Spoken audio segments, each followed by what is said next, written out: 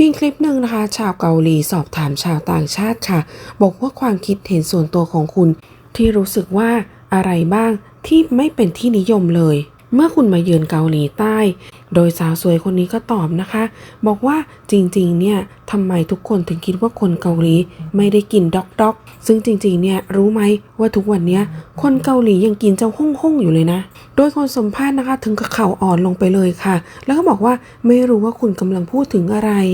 คนเกาหลีไม่ได้กินฮ่องฮ่องนะซึ่งเธอคนนี้ก็สวนกลับเลยนะคะบอกว่าก็เพื่อนของฉันเนี่ยที่เป็นคนเกาหลีเขายังบอกเลยอะแต่ก็ไม่เป็นไรหรอกโดยคนสัมภาษณ์นะทำท่าเหมือนกับแบบไม่เชื่อเขาถามด้วยนะว่าหมายถึงอะไรกันแน่ที่บอกว่าคนเกาหลีนี่กินไอ้ฮ่องโดยได้สัมภาษณ์ผู้หญิงคนนั้นต่อหน้าบอกว่าอยากจะรู้ตั้งเลยว่าคุณพูดถึงหมายความว่ายังไงกันแน่หมายความว่าคนเกาหลีเนี่ยเห็นสุนัขอยู่ตามถนนแล้วก็จับมันมาแล้วก็เอามันมากินอย่างนั้นหรอ โดยสาวสวยคนนี้ก็ได้บอกนะคะบอกว่าไม่ใช่แบบนั้นเป็นร้านอาหารพิเศษในเกาหลีที่จะให้บริการอาหารที่เป็นเมนูที่ทำมาจากเจ้าฮ่องนี่แหละถ้าเกิดพวกคุณขอนะหลังจากนั้นคนที่สัมภาษณ์ที่เป็นคนเกาหลีก็เลยพูดแบบเหมือนโล่งอกออกมาว่าโอ้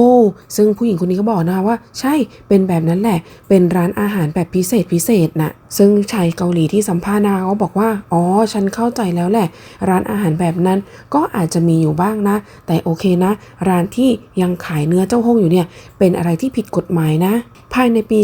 2027 นะก็คือหลังจากนี้อีกประมาณ 3 ปีซึ่งโอเคว่าช่วงเนี้ยอาจจะมีบางคนที่ยังขอเมนูพิเศษเหล่านั้นอยู่โดยสาวสวยที่ให้สัมภาษณ์นะคะบอกว่านี่ไงในที่สุดคุณก็เปิดเผยออกมาฉันอุตส่าห์พูดแล้วว่ายังมีคนเกาหลีบางคนเนี่ยยังกินเมนูเจ้าพวกฮ่องนี้อยู่คุณก็ต้องเปิดเผยออกมานะตกลงคุณยอมรับแล้วหรือยังเห็นไหมล่ะฉันเดาไม่ผิดเลยในที่สุดคุณก็เปิดเผยตัวตนออกมาและหลังจากนั้นนะคะชายชาวเกาหลีที่เป็นคนสัมภาษณ์ก็บอกว่าโอ้พระเจ้าแล้วก็ทำหน้าตาแบบตาเหลือกเล็กน้อยบอกว่าทั้งหมดที่ฉันพูดเนี่ยคือไม่ใช่เรื่องปกตินะคนเกาหลีทุกคนก็รักสัตว์เลี้ยงของเขาแหละแต่ว่าก็ยังมีบางอย่างที่เป็นแบบอย่างที่คุณพูดนั่นแหละโดยสาวสวยคนนี้นะคะก็ได้สรุปเป็นประโยคสุดท้ายค่ะเธอพูดบอกว่าโอเคฉันยอมรับก็ได้ว่าคนเกาหลีเนี่ยรักสุนัขโดยมีหลายคนเลยนะคะเข้ามาร่วมแสดงความคิดเห็นเกี่ยวกับคลิปไวรัลคลิปนี้ค่ะโดยมีชาวต่างชาติคนหนึ่งนะคะใช้ชื่อว่า Entropy บอกว่าแม้ขนาดนี้แล้วยังออกมาปฏิเสธอีกโดยมีคนหนึ่งมาตอบกับคอมเมนต์นี้ค่ะไม่ได้ลงชื่อเอาไว้แล้วเขาก็เขียนบอกว่าอ้าวแล้วเนื้อเจ้าฮ่องเนี่ยมีอะไรผิดปกติหรอคุณยังกินเนื้อวัวเป็ดไก่ห่านหมู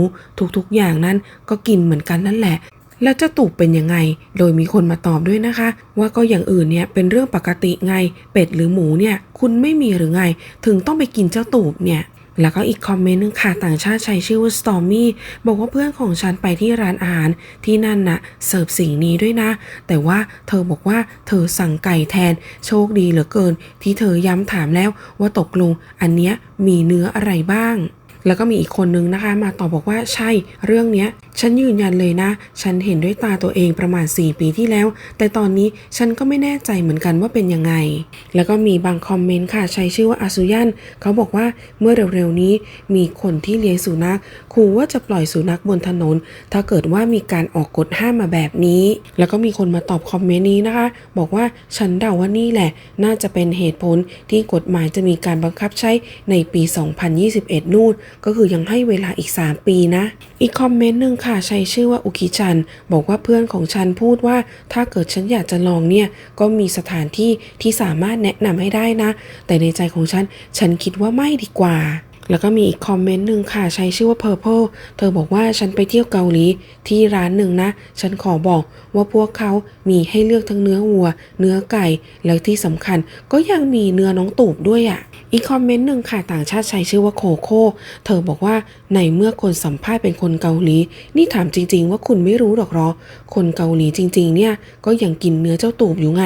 เมื่อเร็วๆนี้ถึงมีการต่อต้านกันไปหมดรวมถึงคนที่สนับสนุนให้มี การขายเนื้อเจ้าตูบแบบถูกกฎหมายด้วยนะเห็นมีข่าวมากมายเลยใน Google ลองเปิดดูสิและมีอีกคอมเมนต์หนึ่งนะคะบอกว่าถ้าเกิดคุณคิดจะสัมภาษณ์ใครสักคนคุณไม่ควรจะโกหกเขานะทัศนคติเนี่ยเป็นสิ่งที่ไม่สามารถบังคับกันได้และที่สำคัญการที่คุณจะสัมภาษณ์ใครคุณควรจะตอบตามความเป็นจริงอีกคอมเมนต์หนึ่งนะคะใช้ชื่อว่ากิกิร่าบอกว่าปกติแล้วสำหรับฉันนะการที่กินเนื้อเจ้าตูบก็ไม่ได้เลวร้ายเสมอไป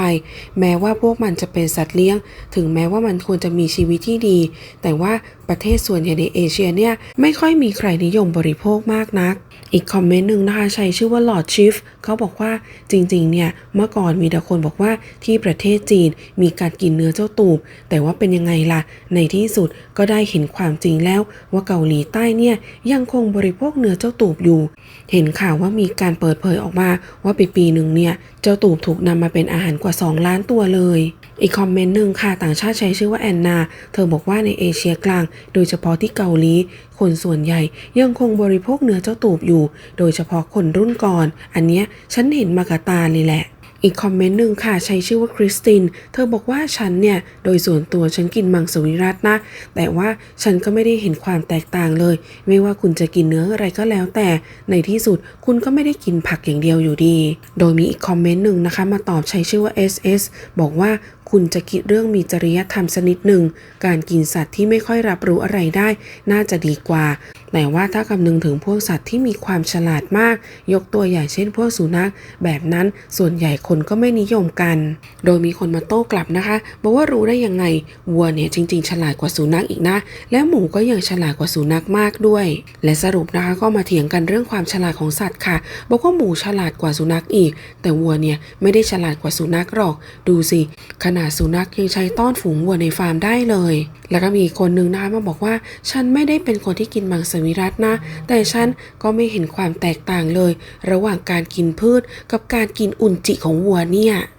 ดูไปดูมาเหมือนจะมาเถียงกันในคอมเมนต์แล้วนะคะแล้วก็มีอีกคอมเมนต์หนึ่งค่ะเป็นต่างชาติที่ใช้ชื่อว่ามอร์แกนบอกว่าฉันไม่ชอบอย่างหนึ่งนะการที่คนทำตัวเหมือนกับว่าเป็นคนดีน่าซื่อใจโคตรนับถือความศักดิ์สิทธิ์แต่จริงๆแล้วคอยเหยียดคนอื่นตลอดเวลาอีกคอมเมนต์หนึ่งใช้ชื่อว่าเทกิต้าค่ะบอกว่าคนเกาหลีคนนี้จะมาถามคนอื่นเกี่ยวกับความคิดเห็นของเขาทำไม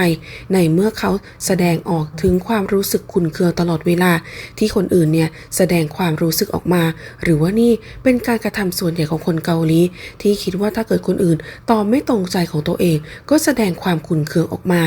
แล้วก็มีอีกคอมเมนต์หนึ่งนะคะใช้ชื่อว่าอดัมบอกว่าฉันเห็นชัดเจนเลยว่าคนสัมภาษณ์ผู้ชายที่เป็นคนเกาหลีคนนี้แสดงท่าทีไม่พอใจออกมาได้ชัดเจนมากๆและอีกคอมเมนต์หนึ่งนะคะใช้ชื่อว่า Grim Reaper เขาบอกว่าในเอเชียเนี่ยเท่าที่ดูมาเคยทราบมาก่อนหน้านี้ว่าที่เกาหลีใต้เนี่ยเป็นหนึ่งในประเทศที่มีการบริโภคเนื้อเจ้าตูบมากที่สุดและอีกคอมเมนต์หนึ่งนะคะใช้ชื่อว่า Skitty บอกว่าฉันตกใจมากๆแต่ว่ารู้ไหมว่าในกัมพูชาเนี่ยก็มีผู้ที่บริโภคเนื้อเจ้าตูบเนี่ยเยอะเหมือนกันนะมีขายทั่วไปอยู่ในตลาดเลยแหละฉันเคยเห็นมาด้วยตาตัวเองตอนที่ฉันไปเที่ยวที่กัมพูชามันเป็นประสบการณ์ที่โอ้สุดยอดจริงๆอีกคอมเมนต์หนึ่งนะคะใช้ชื่อว่าเบสตี้ค่ะเธอบอกว่าโดยประสบการณ์ของ